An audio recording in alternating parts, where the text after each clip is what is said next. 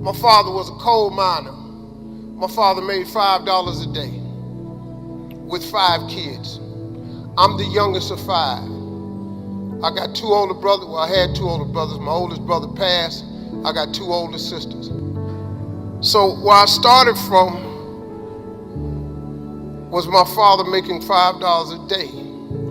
I come from nothing. I had a severe stuttering problem throughout school. I flunked out of school.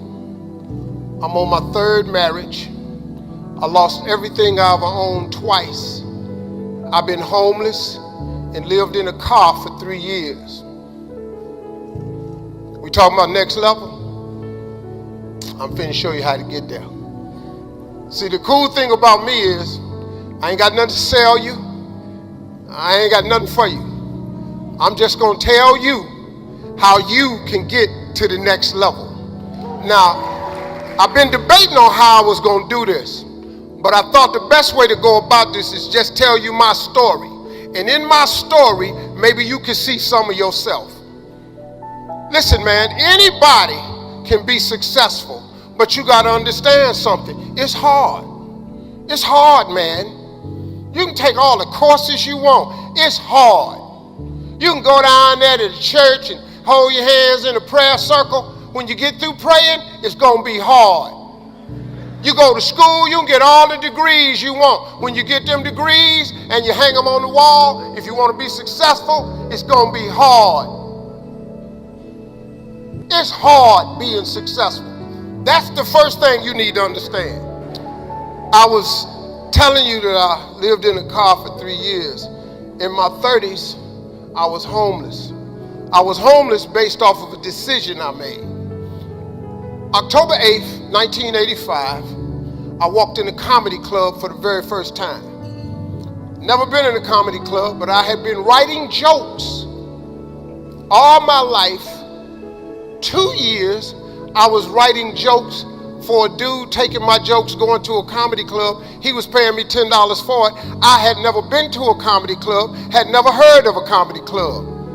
I was writing for a buddy of mine named AJ Jamal. He would pay me $10 a joke. One day, I was writing some jokes for him, and I was over his house to drop him off, and this girl named Gladys Jacobs came over to the house, and she said, "You the dude that's writing the jokes for AJ Jamal?" I said, "Yeah." She said, "He's the funniest guy at the comedy club." I said, "What is that?" She said, "You don't know what a comedy club is?" I said, "No." I was 27. And she said, "You should go and tell the jokes yourself." She said, "I'm gonna pick you up Tuesday night." October 8th, 1985 was a Tuesday. She came and picked me up. She took me to the comedy club, and I signed up for the following week. I had never been in a car. I didn't know what they were doing. And I sat there and I watched 9 guys walk up. And I didn't laugh at a single joke because the whole time they were talking, I knew what they were going to say. And better yet, I knew what they should have said because I was a funny guy, right? So they get to number 10 and they call his name and he's not there. And they said, "Well, we're gonna go to next week's list. Where's Steve Harvey?" And I looked at the girl named Gladys. I said, it's crazy. It's a dude in here got the same name I got. She said, "Go on up there." I didn't have nothing. And I went up there and I had nothing. But I had written some jokes for Jamal that I hadn't sold to him yet. So I just started doing those jokes. Long story short, they brought us all up for a clap off. I won amateur night. They paid me $50. I got in the car and I started crying. And I cried all the way home. The girl looked at me, she said, "Why you crying? It ain't but $50. I said, "No, you don't understand. I was born tonight. This is what I'm gonna do the rest of my life." I went to work the next day, October 9th, with $50 and quit my job. Because I said, this is what I was born to do. See, I've been praying the whole time. I won that $50 and I took that as a sign. So since October 9th, 1985, I ain't done nothing else but this. Everybody will have a turning point in their life. You just got to have the courage to take the jump. It's the jump that's gonna change your life. If you don't jump, don't worry about it. Stay safe, but you're gonna have a dull ass life though. If you wanna live, you're gonna have to jump, man. You gotta go for it. Change is inevitable. So here's what's gonna happen. No matter what's going on in your life, it's not permanent. Everything is going to change. So there's 2 things you can do with change. You can react to it or you can participate in it. It's gonna change anyway. So if you keep waiting around, you're gonna have to react to the change. And now you behind. But if you participate in the change, if you know the job you have is not going to last forever, I'm just telling you. COVID proved that already. Where you go to work at every day, that's going to change. COVID proved that already. Your best laid plans has changed. So what you got to start doing is you got to start anticipating that it's going to change and just start living your life with the preparation for change. No matter what you're doing, you could be doing more. Remember that. It's 24 hours in a day. You got to use as many of those hours to prepare stability for yourself as you can.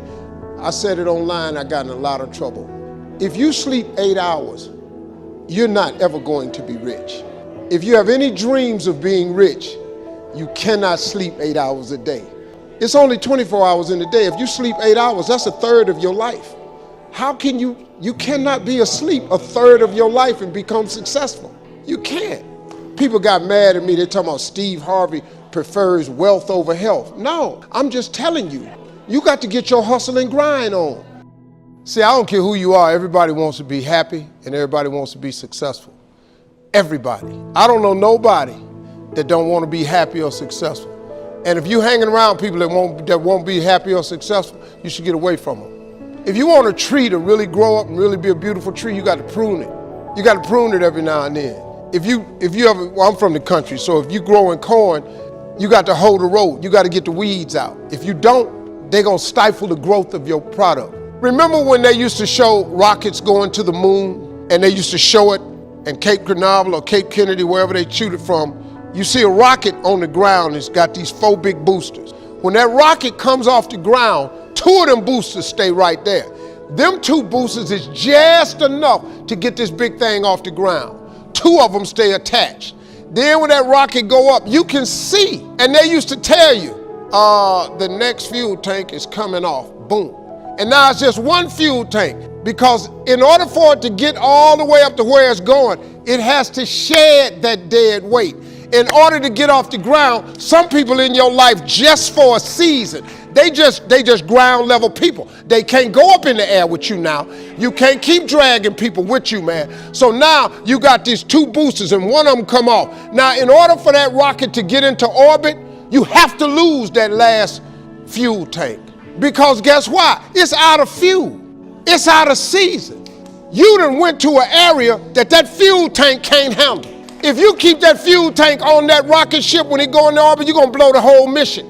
You're going to blow the spaceship up because it ain't got no business going that high. Now, you can insist on taking it if you want to. The problem you're going to have now is your rocket ship ain't going to get into orbit. And do you know that's what's happening to a lot of people? It ain't your job. You can't chain people to your rocket ship and take them into orbit. You know, I had to learn this, man. Do you know I was taking people with me, man? Trying to keep it real. My boys in the hood was holding me to that. Man, you got to keep it real, man. Don't forget where you come from. We your homies. Yeah, okay. Dream is absolutely free. The hustle is sold separately. You can hear this message from anybody you want to, but I'm just telling you as a person who has been at the bottom completely out and managed by the grace of God to turn himself into something. You gotta hustle, man. You gotta get up before everybody else and go to bed after each other. Right? If you sleep for 8 hours a day, you'll never be rich in this country. You cannot sleep for 8 hours. That's a third of your life. It's 24 hours in a day. If you spend 8 hours of sleep, you will never be rich. Now, if you don't want to be rich, you just want a job, get your check and go home, sleep 8 hours. If you ever aspire to be rich, wealthy, change the world, invent something, if you sleep for 8 hours, it'll never happen. It'll never, ever happen. It's going to take more than a notion to become successful. Because once you get this degree, it's actually just going to be a piece of paper on the wall. It's really all it's going to be.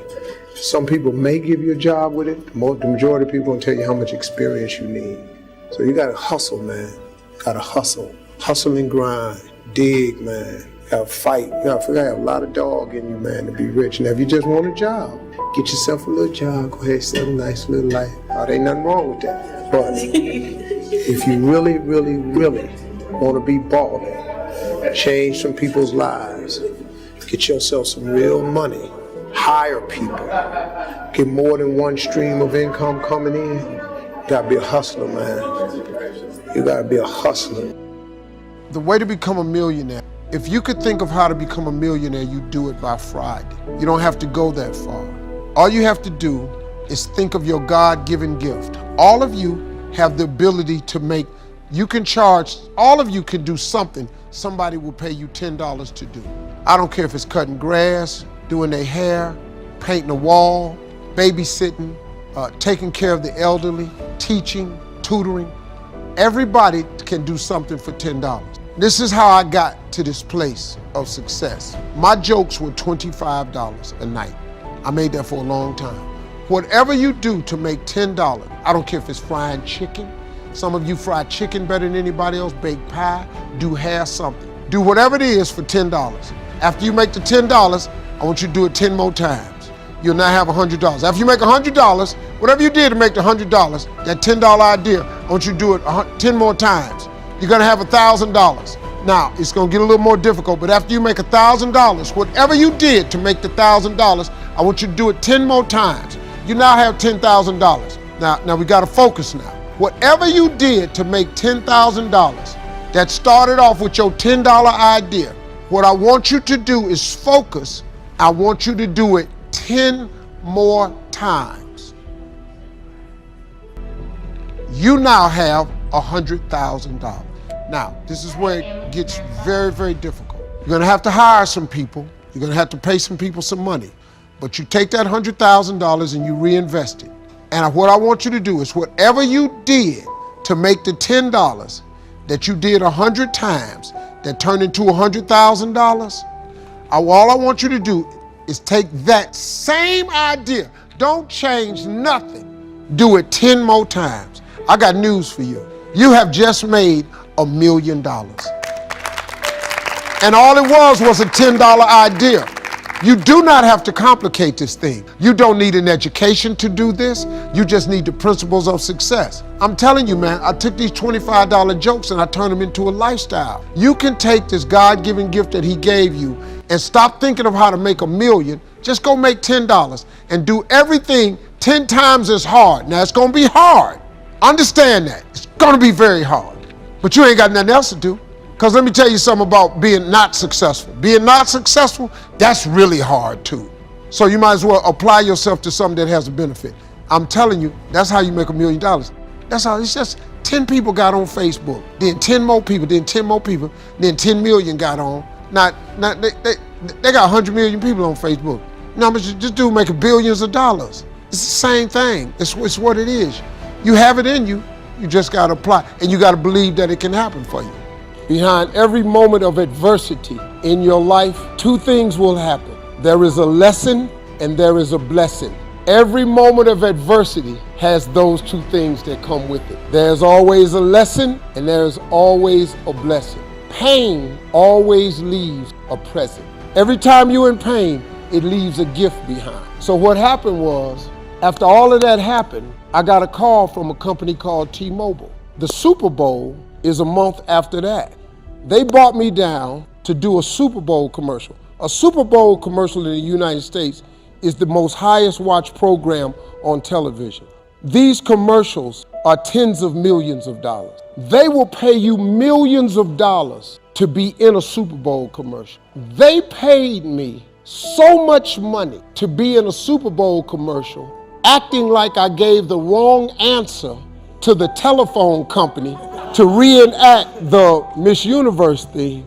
They paid me what I make on Miss Universe times 10. 14 countries sent my wife and I a letter saying that was the most honorable and honest thing they've ever seen in the history of television. They gave my wife and I 14 villas around the world. There are 14 villas that my wife and I can go to in Curacao, the Maldives, Abu Dhabi, France, that we can go to anytime for vacation.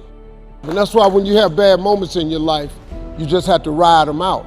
When a man leaves you, there is a gift behind him leaving. Sometimes the breakup is the blessing. See, sometimes you got to get rid of a man. So sometimes losing a man is not a loss. You just have to hang in there. He might have something better for you. So every time something bad happens, you just have to wait on the lesson and the blessing. It always happens. It always happens. You just can't act too miserable. See, I'm a seed, I really am. See, but a seed has to be planted. A seed got to have dirt put on top of it. If you take a seed and throw it on the concrete and walk off, the sun just burned it up. But guess what? Logically, in my mind, it doesn't make sense that to grow something, you should dig a hole, put it down in there, and cover it with dirt. Logically, that don't make no sense to me. But though, see, dirt is necessary for growth and development. Dirt builds character. Dirt gives you the push-through factor. See, that dirt builds character in you. When they talking about you, it teaches you to withstand it. Then it gives you something to push through. So when you put the seed and you put the dirt on it, if you understand stress, stress really ain't just dirt. Stress, see, they don't call it dirt when they plant it. They call it soil. If they put a camera under the ground, you'd have seen the seed sprout open and start coming through the dirt, because the dirt is necessary so you can prove yourself. You know, if you don't really want to, everything you see above ground that blossoms and plants and grows and that's beautiful, it was underground one time. When you under stress, take the stress for what it is. Don't get fooled. Don't just think, I don't know, man, Lord must not mean for it to be. What you tripping for? What you talking about? How you think you gonna be a plant, a tree, a flower, a bush, and ain't no stress? How you gonna get to be that without no dirt? Money's not everything. It's really not. And money can't make you happy. Money don't make you happy. I know a lot of miserable people with money. It's not money that makes you happy. It don't. I recommend money. I highly recommend it. And anybody that told you that money different about money is because they don't have none. But you got to quit listening to people that ain't got money tell you about money. Money the root of all evil and all that shit. You do evil stuff with money, but if you're a good person, you could do good stuff with money. You know, people say that money changes people. It really doesn't. You know what I learned about money? Money don't change people. Money allows you to be more of who you really are. See, if you're a kind person, when you get a lot of money, you become a kinder person. What stops most people from becoming successful is you have something in you that tells you it's not for you, but it's for everybody who wants it. Listen, getting successful, whatever you consider successful, if it's rich, whatever, it's not a magic trick. It's not God picks certain people he'll make rich and certain people he don't. You can decide to be rich, but you first have to think it. The difference between successful people and non-successful people is here. If you want to be successful, you have to change this. This has to change. Listen to me. It's not what makes it hard is your lack of belief that it can happen for you. The fact of it is, though, it's very doable. See, but you got to change, though. If you keep doing what you've been doing, you're going to keep getting what you've been getting. So if you're at a place in your life and you ain't happy with it, you have to change some things. But you have to make a conscientious decision that you're going to change. And it's not dependent on anybody else. It don't matter what your mama think. It don't matter what your coworkers think. It don't matter what your siblings think. It don't matter what your children think. This decision is yours and yours alone. It's two people born in a hospital every day. It's a person that's born in a hospital that's going to get a job, and somebody born in a hospital that's going to give them a job. You get to decide which one you're going to be. You get to decide if I'm going to be rich, poor, mediocre, plentiful, happy, sad. You have a decision to make. You know the hardest thing about your life? Trying to figure it out. I have done nothing since October 8th, 1985, except one thing. I've been telling these here jokes. That's all I've ever done. That gift that God gave me, you know, the Bible says your gift will make room for you. It'll make room for you. See, if you're not doing your gift, you're wasting your time. Education is not the most important thing. Do you know how many people I know with education that ain't working? You know how many people I know with degrees ain't got no job? Do you know how many people I know with multiple degrees ain't making no money? The single most important thing in your life is your dream. It's your dream. It's what you dream about. If you got no dream, if you got no vision, you're sunk, you're done. I'm sorry. I'm just giving you the basics of how to be successful. This is how I got here.